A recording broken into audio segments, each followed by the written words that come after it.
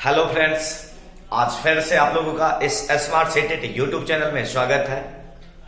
आज हम लोग सीटेट से संबंधित एक महत्वपूर्ण अवधारणा के बारे में डिस्कस करेंगे और वह अवधारणा है एनसीएफ 2005। तो प्रायः हम लोग देखते हैं कि 2011 से जो हम लोगों का सेटेट का एग्जाम हो रहा है, प्रत्येक बार के एग्जाम में प्रत्येक पेपर में अर्थात पेपर 1 और पेपर 2 दोनों में इस एनसीएफ से प्रश्न देखने को मिलते हैं। तो आज हम लोग इसी एनसीएफ के बारे में जिक्र करेंगे। तो सबसे पहले हम लोग देखते हैं कि एनसीएफ 2005 नेशनल कैरिकुलम फ्रेमवर्क अर्थात राष्ट्रीय पाठ्यचर्या रूपरेखा 2005।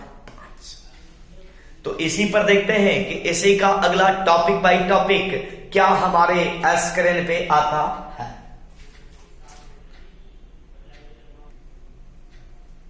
चलिए, तो हम लोगों के स्क्रीन पर जो 3 पॉइंट आया है, सबसे पहले हम लोग इस 3 पॉइंट का जिक्र करें कि भाई एनसीएफ 2005 की कार्यशाला कहां पर आयोजित की गई है। तो क्या जवाब दीजिएगा भाई? नई दिल्ली में। कहां आयोजित किया गया है? नई दिल्ली में। उसके बाद आपको यहां से क्वेश्चन पूछा जाता है कि एनसीएफ है क्या। एनसीएफ सारे लोग जानते हैं कि एनसीएफ 2005, लेकिन भाई ये एनसीएफ है क्या? तो एनसीएफ शिक्षा के क्षेत्र का एक प्रमुख दस्तावेज है। क्या है भाई? एनसीएफ शिक्षा के क्षेत्र का एक प्रमुख दस्तावेज है। और एनसीएफ 2005 के अध्यक्ष कौन है? तो प्रोफेसर यशपाल। तो भाई 2 नाम हम लोगों को डाउट करता है। एक कृष्ण कुमार का नाम भी आता है भाई। किसका नाम आता है? कृष्ण कुमार का। तो जब आप लोगों को ऑप्शन में मिलता है प्रोफेसर यशपाल और कृष्ण कुमार, तो हम लोग क्या करते हैं? अचंभित हो जाते हैं, दिमाग शॉर्ट कर जाता है कि आखिर आंसर क्या होगा। तो आज के बाद आप लोगों को यह डाउट नहीं रहेगा। जब अध्यक्ष पूछे तो प्रोफेसर यशपाल को ही टेक करना, लेकिन जब एनसीएफ 2005 का निर्देशक पूछे, क्या पूछे भाई? निर्देशक पूछे, तो इसका आंसर दोगे कृष्ण कुमार। क्या आंसर दोगे भाई? कृष्ण कुमार। तो यहां से हम लोगों ने देखा कि भाई एनसीएफ है क्या? तो एनसीएफ एक प्रमुख दस्तावेज है शिक्षा के क्षेत्र का। एनसीएफ की कार्यशाला कहां पर आयोजित की गई है? तो भाई नई दिल्ली में। एनसीएफ के अध्यक्ष कौन है? तो प्रोफेसर यशपाल हैं। और एनसीएफ के निर्देशक कौन है भाई? तो एनसीएफ के निर्देशक कृष्ण कुमार। किसी को डाउट? चलिए, तो भाई एक क्वेश्चन और यहां से पूछा जाएगा कि एनसीएफ 2005 उभर कर आपके सामने कब आया। तो क्या जवाब दीजिएगा भाई? एनसीएफ 2005 ईस्वी 2005 में हम लोगों के सामने उभर कर आया। उसके बाद यहां से एक क्वेश्चन और पूछा जाएगा कि भाई एनसीएफ 2005 से पहले भी कुछ एनसीएफ आ चुके हैं, और यदि आ चुके हैं तो एनसीएफ 2005 कौन सा संस्करण है? कौन सा संस्करण है? तो भाई हम लोग देखते हैं कि आगे आपके स्क्रीन पर क्या आ रहा है।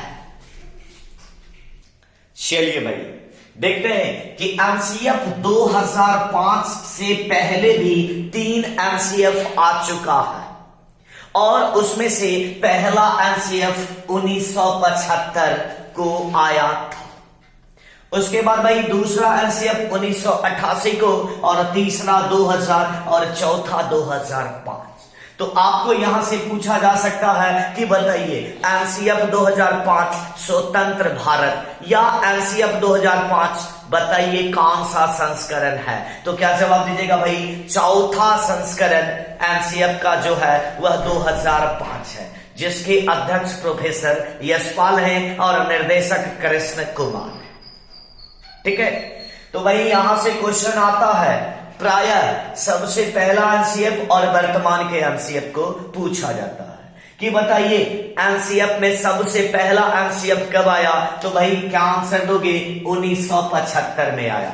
और सबसे लास्ट एनसीएफ अर्थात अभी वर्तमान में कौन सा एनसीएफ चल रहा है भाई? तो अभी वर्तमान में 2005 एनसीएफ चल रहा है। और यह जो 2005 एनसीएफ है यह कौन से संस्करण की बात करता है? तो भाई चौथा संस्करण की बात करता है। किसकी बात करता है? चौथा संस्करण की बात करता है। और चौथे संस्करण के अध्यक्ष कौन है? तो भाई प्रोफेसर यशपाल है। ठीक है, अभी तक किसी को डाउट?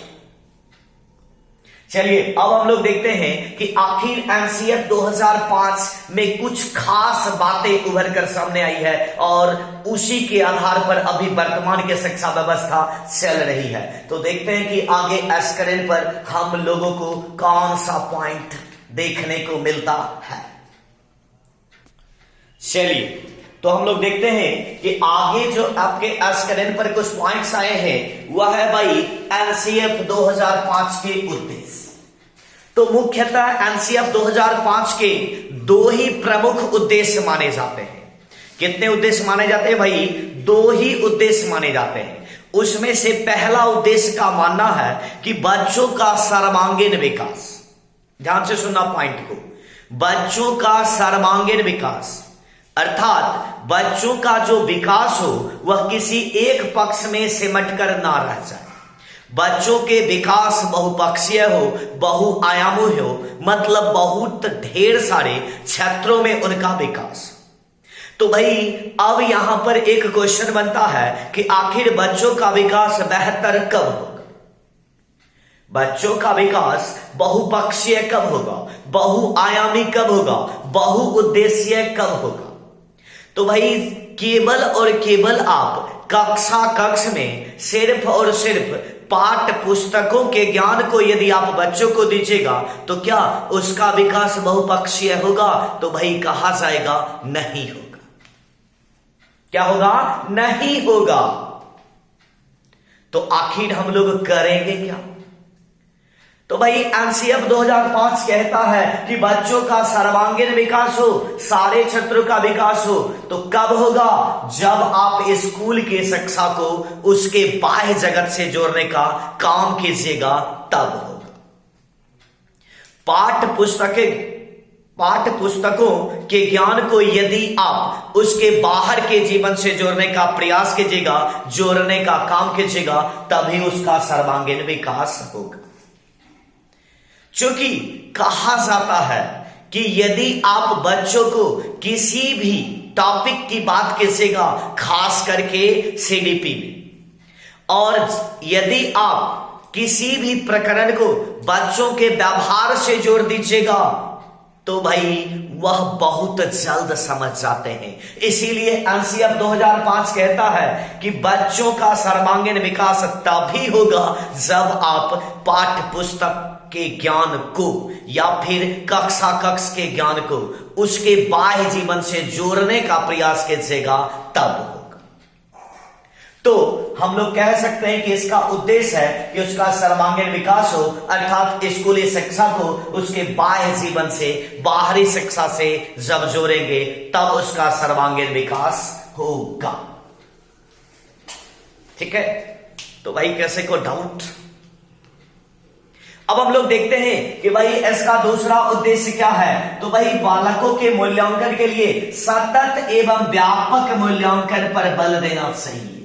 सतत एवं व्यापक मतलब लगातार आप उसका मूल्यांकन करते रहोगे तभी पता चलेगा कि बच्चा कितना सीखा है या कितना नहीं सीखा।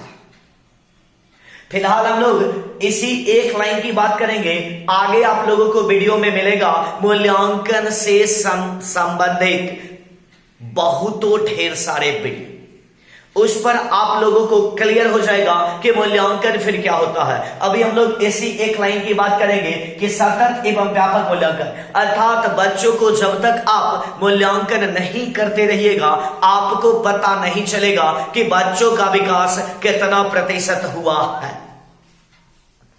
ठीक है, तो क्या करना चाहिए भाई, तो सतत एवं व्यापक मूल्यांकन पर बल देना चाहिए। और यह कार्य किसका है भाई, किसका उद्देश्य है, तो एनसीएफ 2005 का उद्देश्य है। और साथ ही जब तक आप मूल्यांकन नहीं कीजिएगा तब तक ना तो आपको उसके बारे में कुछ फीडबैक प्राप्त होगा और ना ही आप उसे आगे बढ़ाने की कोशिश कीजिएगा।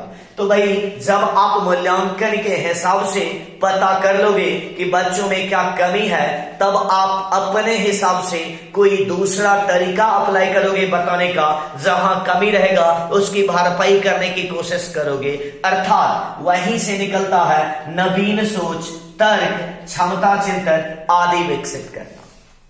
मतलब आपको जब तक बच्चों के बारे में पता नहीं चलेगा कि बच्चा किस प्रकार से समझ रहा है, आप नई सोच डेवलप नहीं कर सकते हो, नया तर्क नहीं दे सकते हो।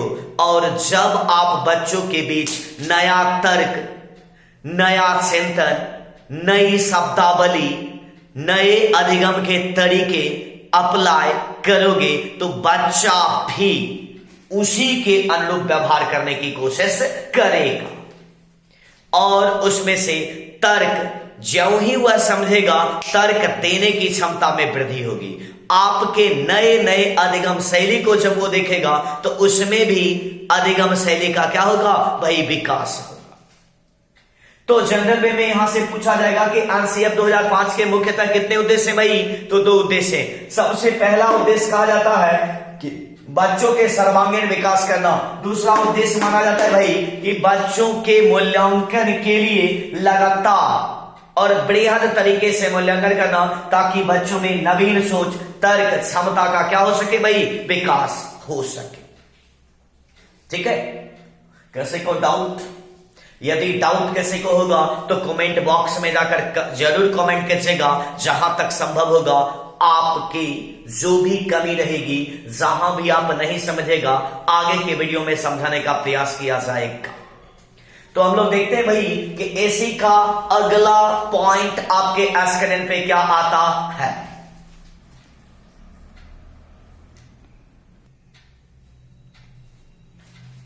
चलिए, तो हम लोग देखते हैं भाई कि अब आपके स्क्रीन पर जो फिर से 3 पॉइंट आया है वह क्या कहता है।